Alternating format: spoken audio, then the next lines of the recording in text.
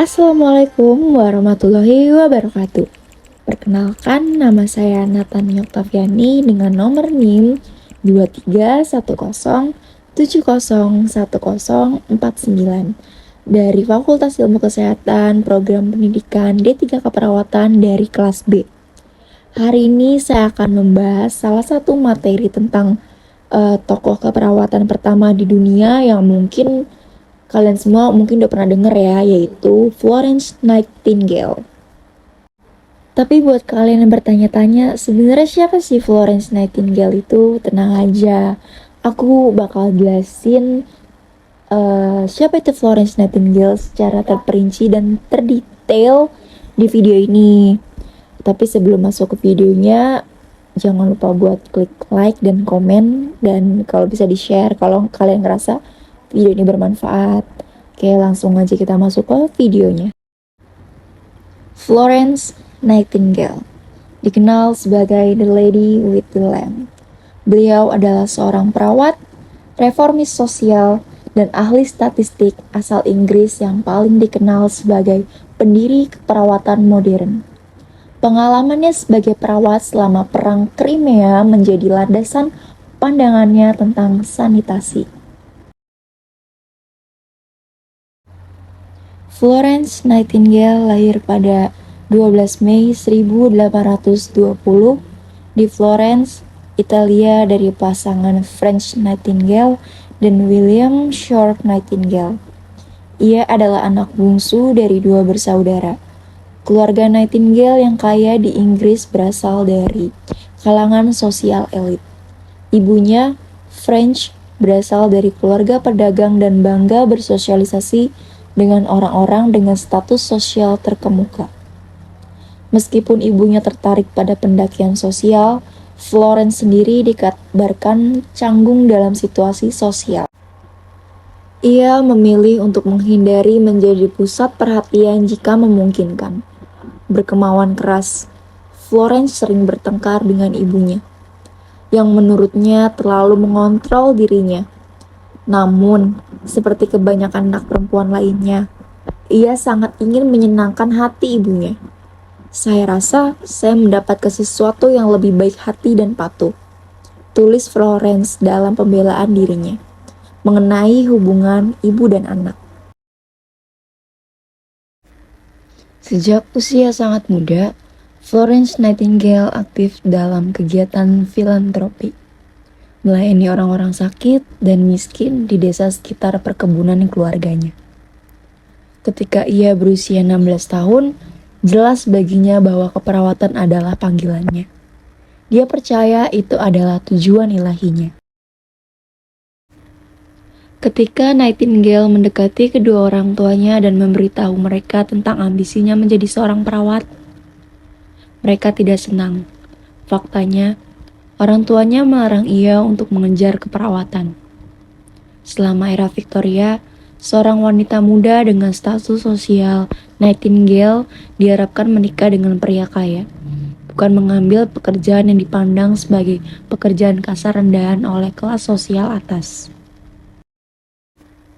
Akhirnya, ia bertekad untuk mengejar panggilan sejatinya. Meskipun kedua orang tuanya keberatan, pada tahun 1844, Nightingale mendaftar sebagai mahasiswa keperawatan di Rumah Sakit Lutheran Pastor Flittner di Kaiserswerth, Jerman. Pada awal tahun 1850-an, Nightingale kembali ke London, di mana ia mengambil pekerjaan sebagai perawat di Rumah Sakit Middlesex untuk para pengasuh yang sakit. Penampilannya di sana sangat mengesankan majikannya, sehingga Nightingale dipromosikan menjadi pengawas, hanya dalam waktu 1 tahun setelah dipekerjakan. Posisi ini terbukti menantang, ketika Nightingale bergulat dengan wabah kolera dan kondisi tidak sehat yang mendukung penyebaran penyakit ini dengan cepat.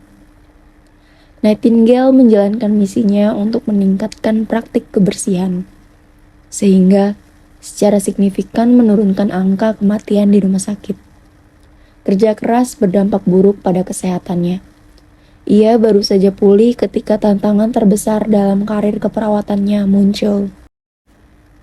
Pada tahun 1860, ia mendanai pendirian Rumah Sakit Santo Thomas, dan di dalamnya sekolah pelatihan perawat Nightingale. Nightingale menjadi sosok yang dikagumi oleh publik. Puisi, lagu, dan drama ditulis dan didedikasikan untuk menghormati pahlawan wanita tersebut. Remaja putri bercita-cita menjadi seperti ia, karena ingin mengikuti keteladanannya. Bahkan perempuan dari kelas atas yang kaya pun mulai mendaftar di sekolah pelatihan tersebut. Berkat Nightingale, keperawatan tidak lagi dibenci oleh kelas atas. Kenyataannya, hal itu dipandang sebagai panggilan yang terhormat.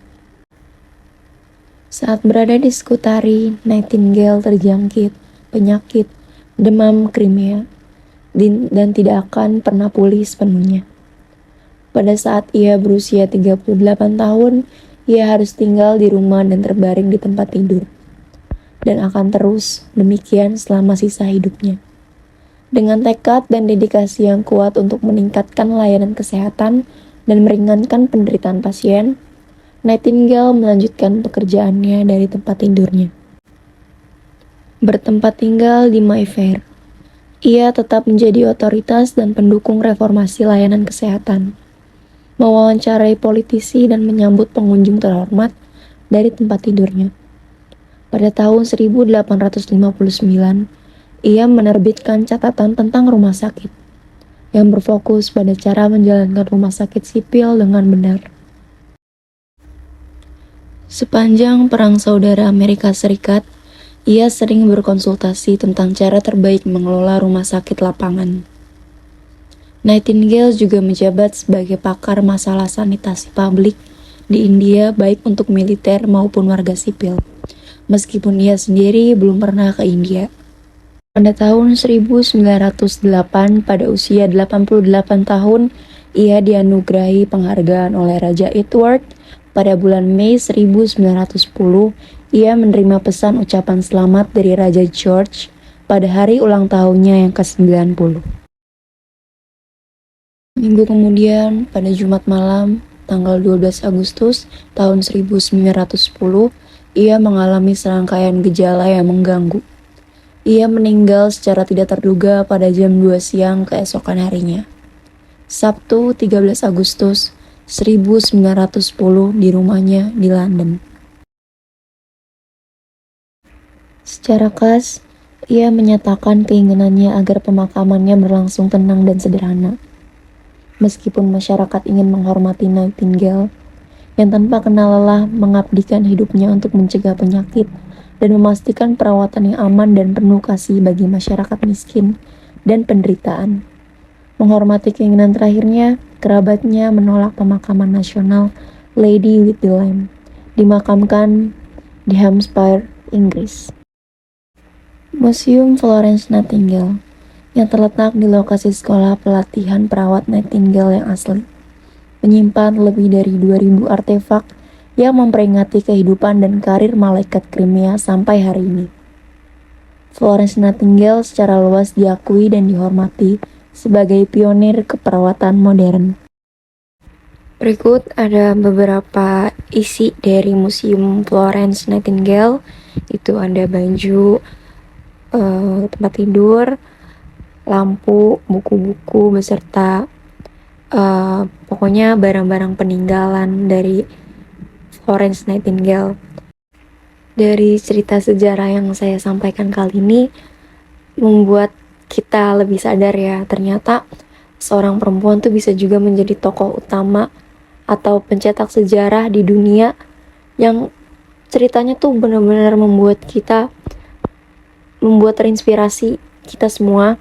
Karena walaupun Florence Nightingale tuh dari kalangan atas, ia tuh berjiwa sosial yang besar banget, yang mau turun langsung ke tempat untuk merawat prajurit-prajurit yang sakit.